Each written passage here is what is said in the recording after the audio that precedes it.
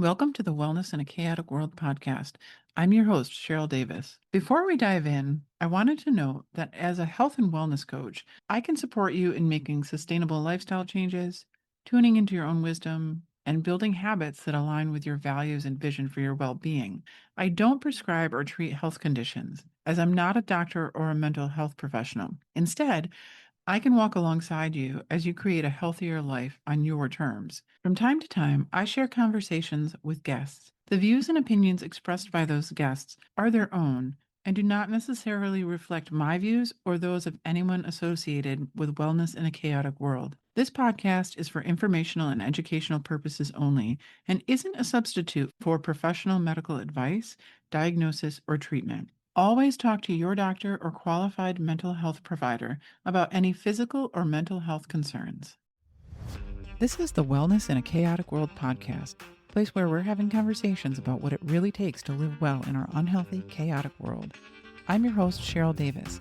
If you're beating yourself up over a bag of chips you ate in a stressed out frenzy, or you can't figure out how anyone manages to find the time to even think about wellness, you're in the right place.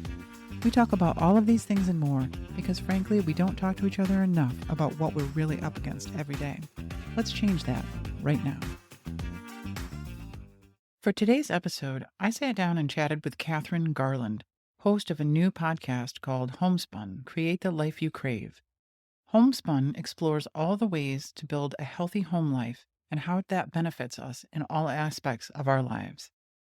Kathryn says she is a wife and mom first, always. She is a home educator who views the connections within the home to be the most important foundations for safety and health in life in general. She says she has always been curious about healthy living, and that has led her down many roads, some good, some bad. Currently, she feels nervous system regulation, healthy, nourishing foods, and connection with others to be the most important pieces to healthy living. In our conversation, we talk about how she and her husband uprooted their lives, moving from Ontario to British Columbia to go from city living to full-on homesteading.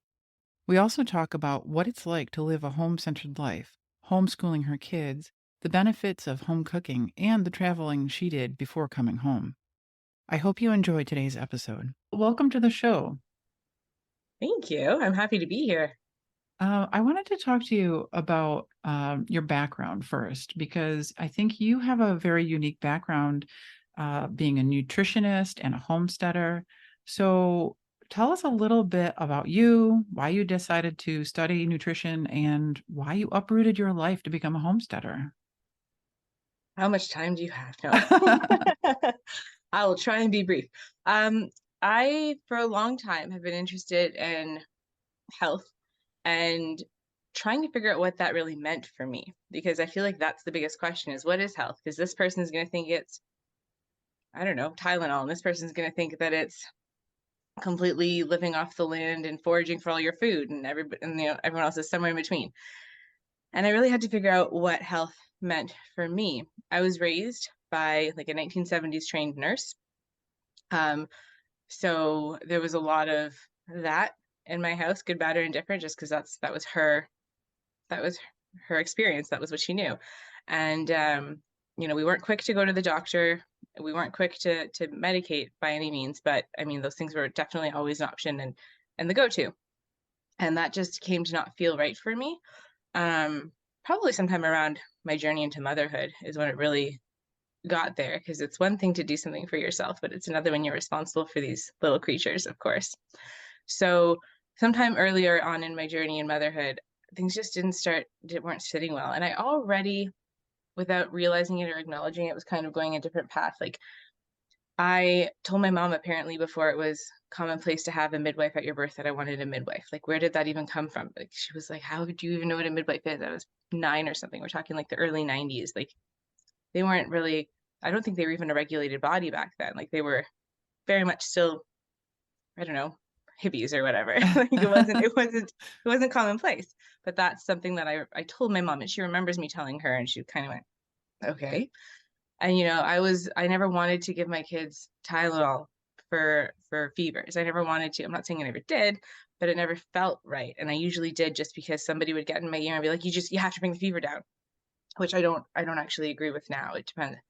there's a point when it's going to become dangerous, but like, I don't give them Tylenol for fevers now. For anything now, we don't do Tylenol, but, um, we, I just slowly started to like question the things and decide what does health mean to me? And I started, the nutrition journey. Oh, I couldn't even tell you when exactly that started, but I do know when I was on maternity leave with my third child, I decided I wanted to go to school for traditional Chinese medicine, kind of out of the blue. And because that's what you do on mat leaves, right? Did you go back to school for something? That's what I Yeah. did. And I part of the program was like, it was acupuncture, yes, there was herbology, yes, but there was nutrition. And while I don't resonate with a lot of what I learned then, it really did open my eyes to a lot of different things, and it spurred my interest in just researching more and researching differently. And I would not call myself an expert researcher by any means, but I'm very interested. So when I find a topic I'm interested in, I'm going to get the books and look for the articles and all of that. And I don't retain, I read this in this medical journal and I read this in this book. I don't retain that, but I retain the feeling of it. As much as that probably sounds really woo woo, I retain No, the that feeling of sounds, it. yeah, no, that's absolutely, I get that. Yeah, and then I'm like, "Okay, I don't remember why I won't do XYZ, but I know I won't do it. I don't remember why I have to do ABC, but I know that's what I'm gonna do from now on." And it served me pretty well. We've definitely experimented on ourselves. My family, when I say we, I mean my family, we've experimented on ourselves with things that are safe to experiment on. We're not going crazy, but experimented on ourselves with, if we do this style of eating, do we feel better or do we feel worse? That kind of thing. And yeah, like I said, it served us really well. So as we got more into that, we really started to question where our food comes from and what's in our food. And that is what finally got my husband on board with moving here. I wanted to be out of the city and on a farm of some kind for a very long time, but he just wasn't on board. We were both city people and he was happy to be a city person. And I mean, fine. It just we weren't very aligned in that. There's nothing wrong with being a city person if that's what you want to be, but I didn't and he did, so it was a little tricky. Um, and then he finally got on board and really was like, yeah, okay, like it's good to know exactly where our food comes from. It's good for our health to be outside in the sun, on the land, dirt under our fingernails. Like it's all that stuff is good. Like a little bit of poo spattered on your cheek is disgusting, but it's not really as bad for you as, in my opinion, food dye, right? Like which to me, Right. which is worse? I would take the poo on my cheek over the food dye. Um, so that's kind of how we ended up out here on the homestead. That's awesome. Yeah. I feel like I Yeah, just said like, a lot. yeah, well, our stories are long, but sometimes we have to make them short, but yeah. Yeah. Tried to cram Um, it in there.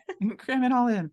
Yeah. Yeah, no, I mean, I get that because we are also, I'll call it quasi homesteaders. We Mm. try to grow some things, but we don't have the cows. We don't have we have ducks. That's my limit so far. Love ducks. They're so messy, but they're one of my favorites. Oh, so yeah, I totally understand that wanting to know where your food is coming from. Hmm. So okay, so you are also a homeschooler. Yes.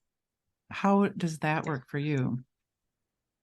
Some days really well and some days not. Is that how's that for an answer? Yeah. Um, so we have four children and they're grade six down to kindergarten right now. So like those are some diverse needs. Yeah. Grade six down to kindergarten. Um, but it's I don't know. There's some saying out there about like beautiful chaos or the beautiful mess or something like that. I can't remember it, but again, I remember the feeling of it. But it's like that's totally my life, mess in every way. I used to be the person whose house was like everything was always in its place. It was always dusted. It was always vacuumed, and then I had a homestead. And um, it's it's caused a lot of growth for me too in that way because it's forced me to let a lot of things go. So we did home educate our kids before we moved and had the homestead, but everything shifted when we got here, and it's always liked the idea of unschooling. I don't know how many people know what unschooling is who are listening, but unschooling is in theory just letting like super Cole's Notes version. That's probably not doing it justice, but it's kind of letting the student guide the lessons. Like, what are they interested in? What do they want to do? It's not, you're not really doing bookwork. You're not doing a lot of those sorts of traditional styles. And I always really liked the idea of it. I used to be a school teacher, so it's really hard for me to embrace that model. But I feel like it got a lot easier for me when we were here, because I kind of went, well, why am I bothering to teach science? I'm going to go let them watch the goat have a baby. And then they're going to ask me what that thing that comes out after is. I'm going to be able to tell them it's a placenta. I'm going to be able to tell them why the goat ate it. And then we've just done an entire year's worth of science in 5 minutes because they saw it. So it makes more sense. So I was really able to let go a lot of that sort of thing. We still do math in books because I don't know. I don't know how people unschool math. I know people do. I don't know how. Cannot make that work in my brain. But doing life the way we do life has really enhanced their learning. And they're learning such different things. They go to an outdoor school. They do go to an outdoor program. It's not really a school, an outdoor program, a couple of days a week. And they can identify so many plants that I didn't even know. I can't tell that one from that one. And they can tell me what the use for that one is and that I need to pull this one up for the roots. Like, just the things that they've learned from being more hands-on than they were before has been phenomenal. So it's caused me to let go a lot. It's caused them to grow a lot. And it's really changed how I view education a lot of ways. Like, it's before we were here, I had a lot of opinions on the education system, having been in every seat, right? Like, I was in the classroom, I was in front of the classroom, I was a parent to the kids in the classroom. I've been in a lot of the positions, and I had a lot of opinions about it, some good, some bad. And it really, being here, kind of shifted my perspective, so that, like, there is no bad, there's what works for you. And just the education I wanted my family to have, the brick and mortar school system just doesn't serve that. And it does serve other people, but for us, it doesn't serve our vision. And them being outside and getting dirty and watching them climb trees instead of sit at a desk is just like, makes my heart light. And I don't even know if I've answered your question, but it's so it's like, it's chaos and mess. And I mean, I don't know if you could hear, I hope my mic didn't pick it up, but when we first started, my 7-year-old was having an epic battle with one of his siblings and my husband over, I don't even know what, honestly. I think I heard something about granola and something about math. I don't know how granola and math go hand in hand, but something happened up there. And I also just appreciate that they have the space to have those epic meltdowns. Like, are they hard? They are so hard. Are they exhausting? They are so exhausting. But if he were in school and maybe he spilled his granola during math, I don't even know if that's what happened, but let's say that's what he had just done. If he were in school and that had happened, he wouldn't have been able to, like, fully get that giant feeling out. Because if that's how he needs to express himself, like, that wouldn't be acceptable. It's not acceptable here, but it's really not acceptable there. And so him having the space to get that out also feels really good. Good in the hard, the really hard. But, you know, he needs to process that, how he needs to process it, so that he doesn't have to process it that way when he's 25. Yeah. I mean, And he's a I big think, feeler. see, I mean, in a lot of kids, I feel like there's this epidemic of anxiety within the school system for kids who are going through that.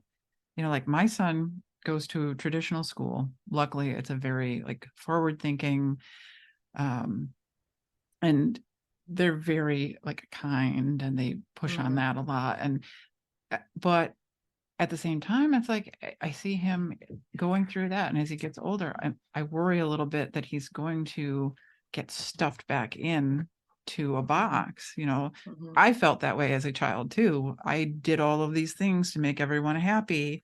You know, I got the good grades, and then, you know, here I am 25 years later unpacking all the boxes. I'm with you. I'm right there with you. So I think that's awesome that you are homeschooling. And Yeah, thanks. I'm wondering too, like you said, it's chaos, right? So how, I guess, do you manage, and how much do you think about your own wellness, or is it more of a holistic view of your wellness, your family's wellness, and all of it put together? It depends on the season, to be honest. So the family wellness is always top priority. Is it perfect? pretty much never. Um, but it's always the top priority. And we do have a more holistic view of wellness in this house than I grew up thinking of wellness. I think it's not the way I see it now feels a lot more holistic than the way I saw it 30 years ago, 20 years ago.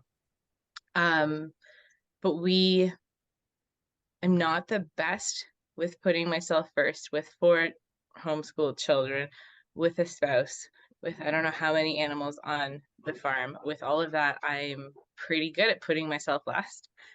And then that's when the season will shift and it'll be like, okay, me first. It's me first season. Otherwise, I'm going to collapse.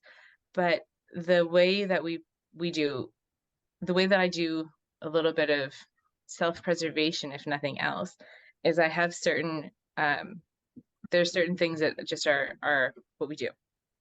Every one of the children has an outdoor chore that they do morning and night to alleviate a little bit from my husband because he does the lion's share of the outside stuff. And then they have an inside chore Monday to Friday and an additional inside chore either Saturday or Sunday. They get to choose when they do it.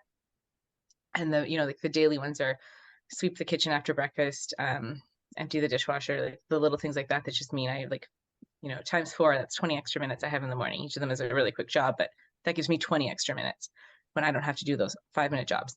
And then the weekend ones are, clean the bathroom, vacuum the basement, just like the bigger cleaning tasks.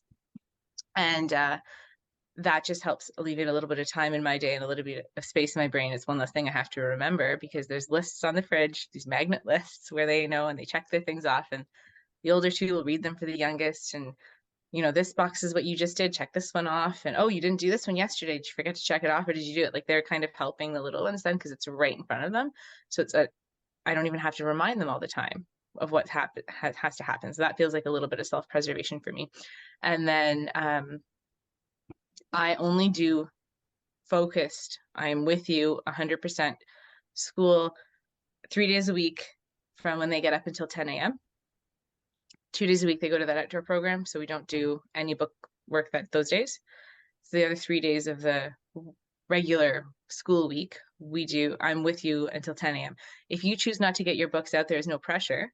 But then you're bringing your books to me possibly in the barn. You're bringing your books to the counter while I'm making dinner. You're bringing your books to me and I might be a little bit distracted while I do whatever. And that's just that they know that if they want my undivided attention, they have to have it be with me by 10 a.m. Otherwise I have to move on with my day. I can't be at your beck and call the entire day. Because I also didn't want to have such a structured routine where they felt like they had to get up and immediately do whatever. They do have to go and feed the animals pretty close to immediately because the animals get hungry just like they do. But I didn't want them to feel like they had to do math at 9 a.m. and they had to then do spelling at 9:30. And I didn't want that vibe. So that was how I work that. So you get me until 10, take it or leave it. And then sometimes we're doing a school, really all of them are there and I'm bouncing from person to person and my brain hurts because there's all those different levels and it's 9:30 and they all want to be done by 10. And there are other days, my eldest always wants to be done by 10, where it's just him and I, and the others will float in, float out. And then it's like 7 at night and they're like, I didn't do my this. Can we please do this right now? I'm like, it's really close to bedtime. I guess we'll try, So it doesn't always work, but that's how I've kind of structured it so that I feel like I have a bit more of a sanity rhythm, if nothing else. Yeah, that makes sense. Yeah. So I know you talk about home cooking. Mm. How important is that to your lifestyle?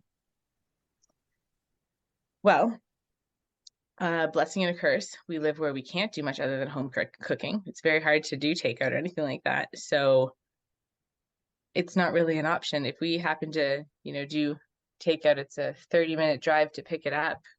And so it's a very rare treat. Like to the point that my children get to pick what they want for birthday dinners every year. And the one always says takeout, almost of any variety takeout, just because it's just, can we do that thing? Fun, new. Yeah. But it's more that like, it's just, I don't want to get the prepared meals from the store and I don't want to do those things. And there was a season when my one daughter had a really hard time with wheat. just like traditional wheat, like the what we were used to. Like she could still eat rye, she could eat spelt, she could eat the ancient grains. It wasn't a gluten thing, it was a wheat thing. Um, they think that it was a gliadin thing, which is just another protein that's not in all of those grains. And it was a behavior thing for her. She presented like she had like emotional management issues, like ADD. She would have like these outbursts, like that sort of thing, but she didn't have any of those things, but it would only come up when she would eat wheat. So we just didn't do a lot of wheat for a while. And at the same time, one of my sons couldn't do dairy. When you can't do wheat and you can't do dairy, you can't do takeout. So like it wasn't really an option anyway. Um, and then we just got really used to it, and we all felt better. And again, that was earlier on in the journey of like, what do we want? And we just started reading labels more closely. And we're like, well, if I wouldn't buy this as an ingredient, why would I accept it as the ingredient in this prepared meal? Like, so I can't eat this, and I'm not gonna eat that, and I don't want that. And like, we're not militant about it. Like, I don't worry about, at a park play date, I'm not reading the ingredients and all the things that people bring. They can eat whatever they want, because I'm also of the opinion that if you have a really healthy lifestyle and your body has a high baseline, it's going to be able to tolerate the dips. Like if you're going to go out to eat and you're eating something that it doesn't usually eat, it's not going to set you back for weeks on end. It might not set you back at all, because your body's like, oh, I don't like this thing, I'm just going to push it out. I'm not used to this. It's just, let's just get rid of it, rather than being like, oh, I have to deal with this because there's nothing else there. So it's that's kind of how I see balance. But we do a lot of home cooking, and we do a lot of we raise our own meat. So I can't remember the last time I bought grocery store meat. And it's been well over a year that we haven't bought any, because we do our own beef, our own pork, we do goat, we do rabbit, we do chicken. And then we have friends who do turkey. So we trade them for turkey. And we have another friend who does lamb. So we get their lamb. And then I will sometimes trade stuff like that for veggies, because I'm not a gardener. I wish I were a gardener, and I'm just not. So we'll trade that for veggies, and fruits we do a little bit of, and then the rest of the fruits we kind of trade for as well. So we really do know exactly where food's coming from. And when you just have all of that around, like there's no need, even you can still do a quick meal when you just have the stuff you just pull from this from the pantry and that from the freezer, and it's almost fast. Not almost, it often is faster than figuring out where you're going to order from and what you're going to want from the restaurant, and then driving to the restaurant when it's half an hour away and driving home. Like, it just is faster, so it doesn't even make sense to not cook from home for us at this stage. Um, and we really do just feel better. And we eat a lot of meat. Like we really do eat a lot of meat. And that's part of that whole, I've mentioned to you the ancestral piece of how we kind of try and nourish our families. Ancestrally, there's only one culture in the world that didn't eat a lot of meat that I've found. And it seems that the reason they didn't eat a lot of meat was accessibility, not because they didn't want to, which says to me that, like, to me, and like people have to make their own decisions, but for me, that says to me that meat is a foundation of nourishing health. So we eat a lot of it. And also the way our stomachs are built, it's one of the more bioavailable foods for us for nutrition and nutrients and nutrient density and all of that stuff. So we eat a lot of animal-based products, which just isn't as easy to do eating out either. So it's like if I were to go and get takeout from somewhere, usually my kids are like, "Can you make sausage on the side?" Or like, "Can we have, I don't know, can you scramble some eggs to go with it?" And I'm just like, "What's the point then? I'm still cooking." So Well, the other thing too is when you go out to eat, you don't necessarily know the quality of the meat that you're getting, and it's not at all. typically not great, right? Yeah. So when you're doing all of this from home, really from scratch, you're raising that animal, Mm-hmm. you know exactly what you're getting. And I mean, we're very conscious of even sourcing our feed, because what we're eventually going to eat. So, our pigs get scraps from a bakery in town that's organic only, that we know the owners of. And, they obviously get scraps from us too, but like to supplement their scraps. And they get, um, they do get spent grain from a brewery, but it's an organic brewery. So we know that we're not getting any of the other stuff that we're trying to avoid. And our cows and goats and the pigs and the rabbits get hay that we've talked, we get our hay from a couple different places, but we've talked to every single one of, excuse me, every single one of the farmers to find out, you know, okay, like there was one farmer who we didn't get our hay from because he was certified organic, but his, I want to say orchard, but there was another crop that was like right side by side. The orchard they sprayed with Roundup, but the hay they didn't. And I went, I'm not okay with that. That's too close. How was the wind blowing that day? You know, like, Right. so, and that's fine. And there's nothing inherently wrong with that if that's what you're choosing, but we're trying not to do that. So we're asking all of those questions, even if the what our animals eat, because we don't have enough land to grow our own hay and to, we can't be completely self-sufficient like that. Plus I'm a terrible gardener, as I said, so I don't know how I would do that. But Well, so we, self-sufficiency, not to interrupt you, but yeah, go ahead. self-sufficiency, that's like a common term amongst the homesteading community. But I mean, honestly, it's not really self-sufficiency, it's community, right? Yes, Yeah. yes.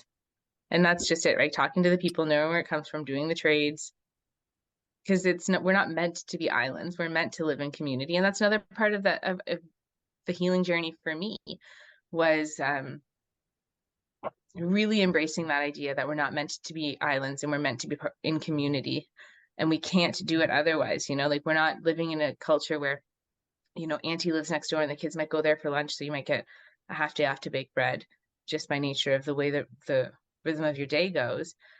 But that doesn't mean we don't still crave that deep down in our soul. That doesn't mean we don't still need to find a way to fill that in ourselves.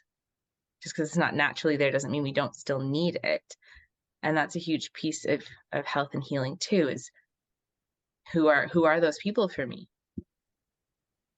Who are those people for you? Right? Right, right, exactly. Yeah, and I come from a big family too. I grew up on a dairy farm. Nice. Yeah. And, I'm the last of 9 kids. So, there were people around all the time, and we would, make applesauce together, and we would shuck the corn together, and all of those little things, all of those little chores were much better. You hate doing them today because you're alone. You're not doing it with the people that you love. So, Yeah. I made butter, like a giant, I think I made 15 pounds of butter. This was a few months ago now. I mean, I do that semi-regularly, but this time was a few months ago. And I had a friend who was on her way over, and I had had her kids for a couple of days, and she was like, what can I do? Like, how can I help you? I want to do something for you to show my gratitude. I was like, make butter with me. Like, can you just make butter with me? And she was like, I don't know how to make butter, but I'm sure I can.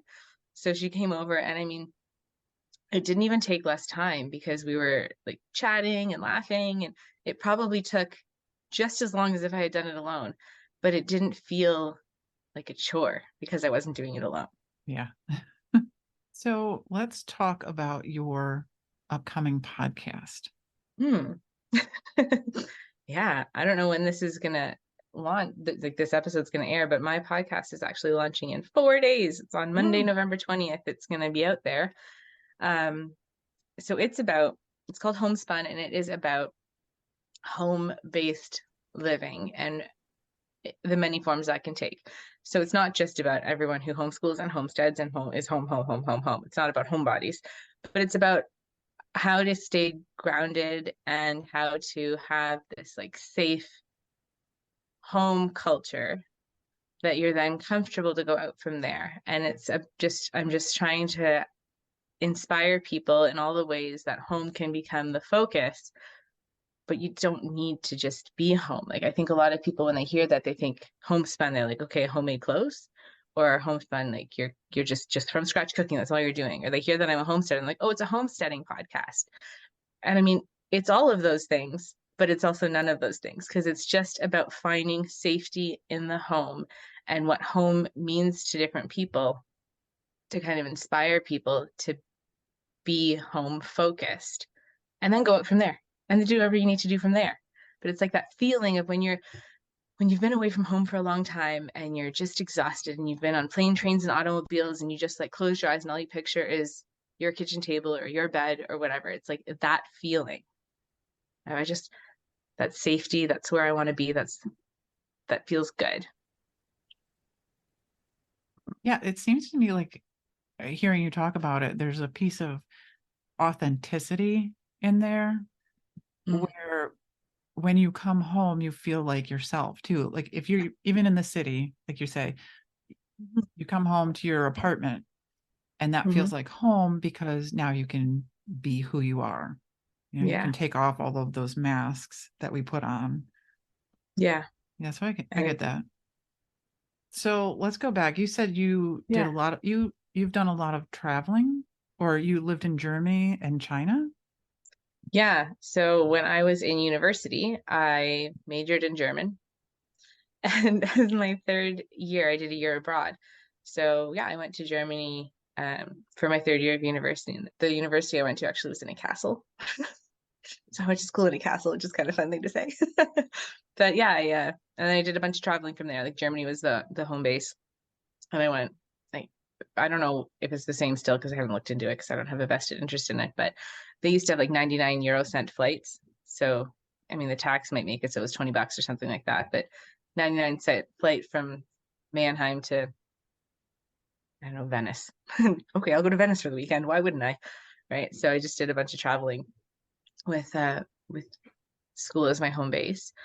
And I was really nervous to go to Germany because the only other time I had left home without my parents, I mean, like we're talking third year university, what was I, 20? But the only other time I had really left home without my parents, it was for a week trip and with a friend, and I was homesick. And so I remember being really nervous. I was like, what am I going to do if I get homesick there? Like, am I going to pull the plug? Am I going to power through? Like, what do I do? But I didn't. It was great. And it really it was just a really big growing experience, as I'm sure you can imagine. Like, I didn't go alone because I did go on an official exchange with my school, and I knew some other people in my program who went as well. So I didn't go alone, but um, I mean, I lived in my own dorm, but none of them lived in the same dorm as me just because of where we got placed. And yeah, so it was a big learning adventure, and definitely gave me the travel bug. And then I went to teachers college and I didn't even apply to any jobs local to where I was at the time. I was just like, nope, I'm going away. And my now husband, he and I were engaged when I was in teachers college, and I remember saying to him, "So I'm not going to apply to any local jobs." And he went, "What does that mean?" And I was like, "I'm going to apply to jobs in like China, and I think I applied to some in Europe, and like I think I applied to some in like South America. I don't even know what I applied to." And he was like, he just I don't even know why this happened, but he went, can you apply to at least one in Korea? And I went, why? Why Korea? And like nothing against Korea. It's just like why of all the places for you to request, why Korea? And he was like, can you please? I went, sure. So I did. I applied for a job in Korea and I got a job in Korea, but I got a better job elsewhere. I got a better job in China. So when I got both, he was like, okay, so we're going to Korea. And I went, no, no, you can go to Korea, but I'm gonna go to China. And it was a no-brainer. It was um in China, I actually was teaching at a school that was a satellite school for a school out of Toronto. So I was teaching the Canadian high school curriculum or the Ontario high school curriculum in China. So it was like I wasn't just teaching ESL, which the job in Korea would have been an ESL teacher, which I applied for it. I would have done it, but it wasn't what I really wanted. And because it was a satellite school for an Ontario based school, it paid better. So it was really a no brainer. We went there. And that was same idea. We used that as a landing spot and traveled to Korea and Southeast Asia, and we went to Australia because it was just, we went down into Singapore, and then we're like, well, we're really close. We just hopped over to Australia, and so we just did a bunch of traveling there. So we definitely did a lot of traveling before we had our family, and now we have done very little with the farm. But I don't regret any of it because we got it in, and then we just shifted gears. So a lot of people say, don't you miss traveling? Sometimes, but not really. I'm good.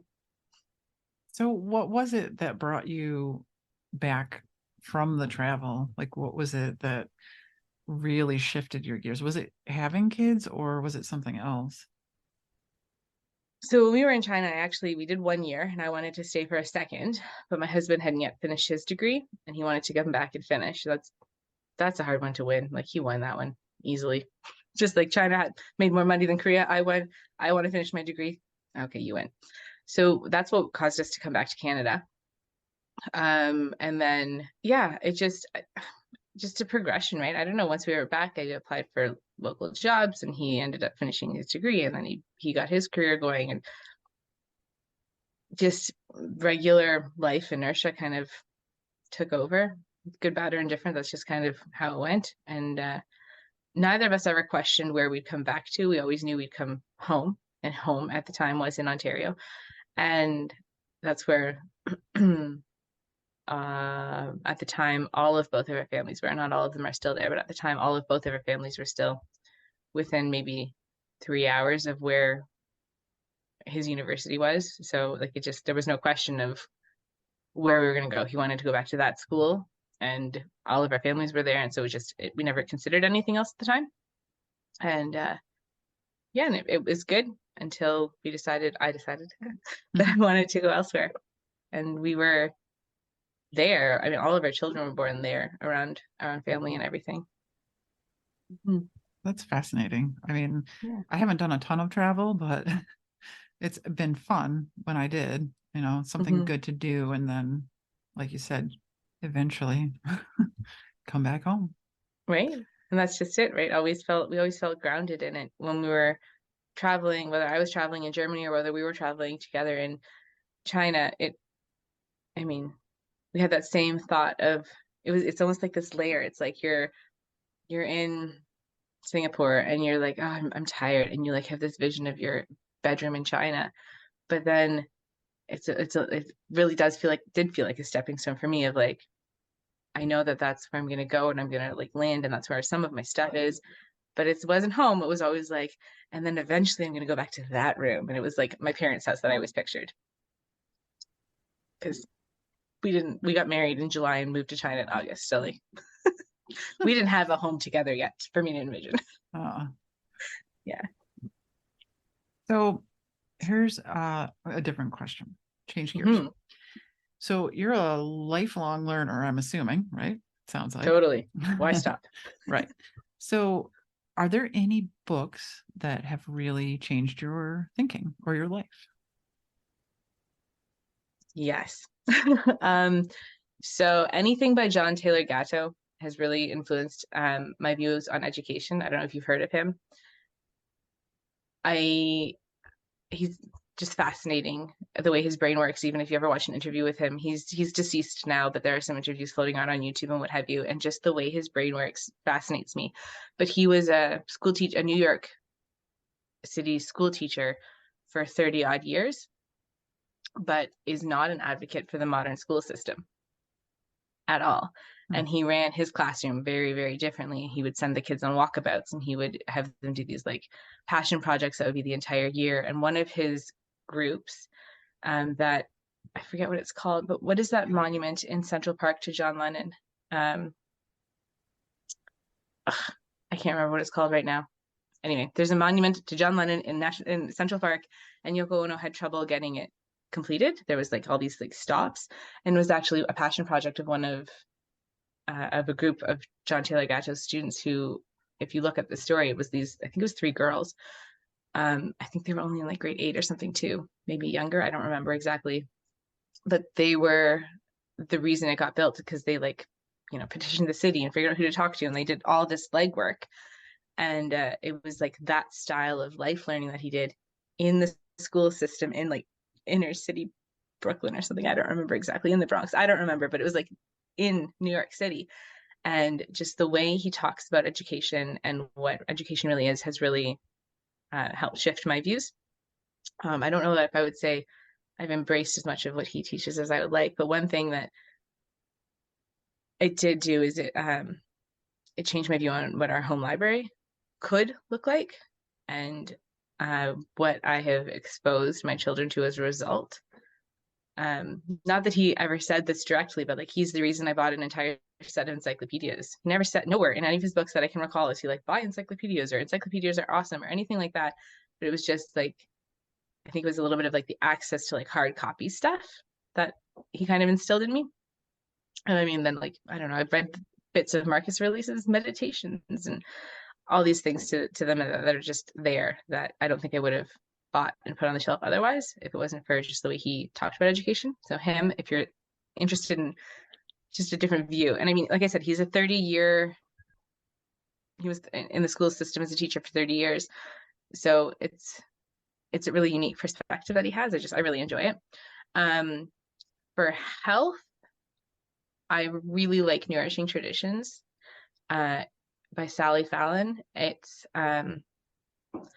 like a cookbook and a little bit of like education, and it's like a reference guide about kind of more ancestral style eating.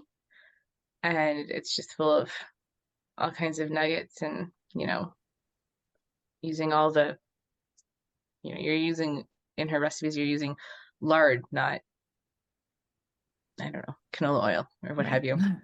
So it's all the like the older style of cooking, and I really enjoy it, and I find it really inspiring. Trying to think of my bookshelf upstairs right now, man. There's a lot. I have a lot of like overarching like self-sufficiency books too that are just the one I'm picturing the title or the cover, and I can't remember the name of it. I think it's by John Seymour, and I think it's called Self-Sufficient Handbook or something like that. And it's just all kinds of like more homesteading things, but like everything from breeds of goats to what do chickens need if you want to create your own feed to, I don't know, building a duck house, just all kinds of things like that. And then how to make cheese and like making your own cheese press. And it just really, if you want to really do it all yourself. And I don't want to do it all myself, but when there's something I want to do myself, I know that I can find the answer there. Yeah, there's a lot of skills to learn if you're going to live off the land, right? Mm-hmm. Yeah. So I think those are the top three that come to mind right now. Awesome. Yeah. So for your podcast, where can people find you? I should be on all regular podcasting sites. Spotify for sure. Spotify will for sure be up on November 20th. And the others should be shortly thereafter. Just wherever you hear podcasts, it should be there. And the name was Homespun. Homespun, Create the Life You Crave. Create the Life You Crave. Awesome. Well, thank you for joining me today. Thank you so much. I enjoyed this a lot. It's nice chatting with you. Yeah, you too.